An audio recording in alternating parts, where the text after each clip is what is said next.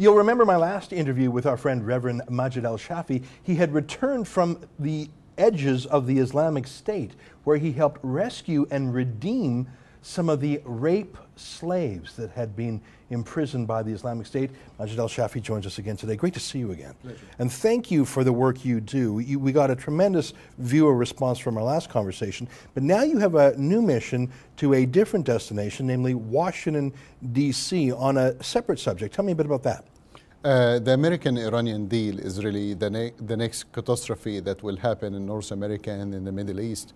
I believe that right now, as this American deal been voted on by the American Congress on September 17, we have to echo our sounds that this deal is a bad deal.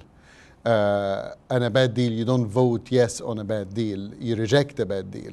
But here's the interesting part. Most of the people, when they attack the American-Iranian deal, they will focus on Iran's support to Hezbollah or about the threats against Israel.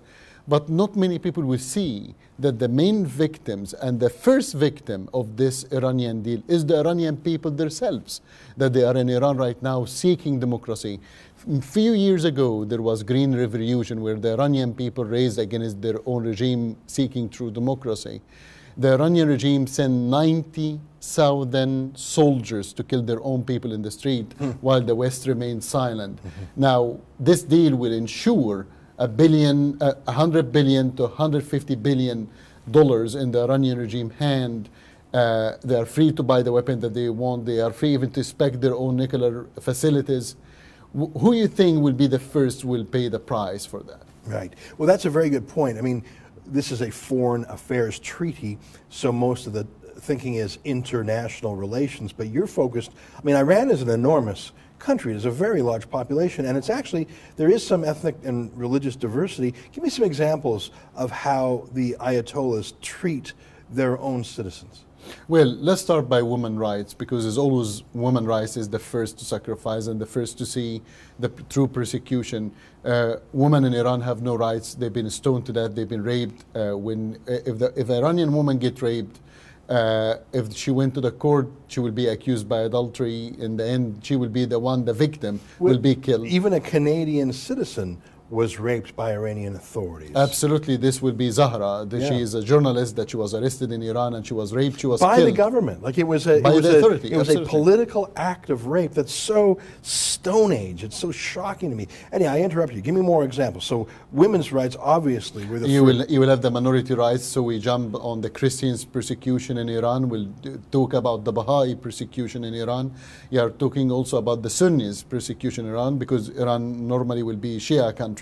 So this will be the first main minority that will face persecution. The Kurdish in Iran as well will be facing persecution. They are Sunnis as well. But these are the first victims of this Iranian-American deal. Well, that's very interesting, and it's good to remind people of that, because this deal, I am certain of it, will be sold in Iran as a vindication.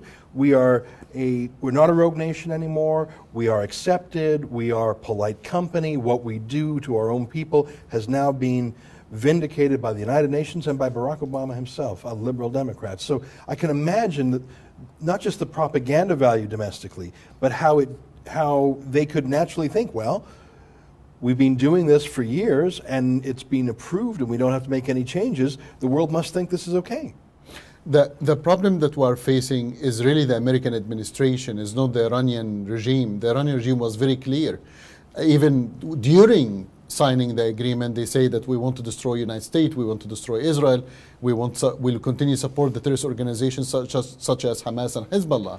The Iranian regime actually was very honest. The American regime is the one that I'm not understanding from where they're coming from, or even their logic. But the bottom line here is that the American people themselves, the one that will be paying the price, because these weapons will be used against them in one day. We saw this when they supported Osama bin Laden during the Mujahideen war in Afghanistan, turned against them. During Saddam Hussein war with Iran, Saddam Hussein turned against them. They supported the rebels in Libya. They killed their American ambassador 3 months later. And what's the definition of insanity? Is repeating the same action, expecting different outcome. Now, who invited you down there? You're speaking to either a committee or a subcommittee of Congress. So this is a bipartisan. There'll be both Republican and Democrat offices there. Is that right? Absolutely. We have a delegation with us made of Iranian ex-prisoners, Iranian lawyers, Iranian human rights organizations and personnel. We have also from the Jewish community, Rabbi Bolka, to come to speak about also the Jewish community in Iran, because there is a Jewish organization there's still some community Jews there, eh? and they are getting arrested every day, I can imagine. been accused that they are working to Mossad, so they are also on the line of fire as well. So this is the delegation. We'll go to testify in front of a committee, but also in the same time we'll have a side meetings with different congressmen, hopefully mostly Democrat, in order to effect the vote before September 17th. Yeah, that's incredible. So when are you going down there? We are going that mid-September, so I'm hoping like around 9 or 10, and we'll see how it goes from there. Well, I tell you, you're doing important work that few others are doing. The last time we talked about your Brave Rescue mission, this is a different kind of mission, a mission of political persuasion. How can people find out more about your organization? They can go to our website, which is www.onefreeworldinternational.org. You see all the information. OneFreeWorldInternational.org. All right, we'll put That's that correct. on the screen. Hey, when you come back, can you give us an update? Can you give us can you come back on the show and tell us how it goes? Absolutely, absolutely. It will be my honor. Thank you. Great to see you, man. It's a pleasure. Good luck. Thank you so Thanks. much.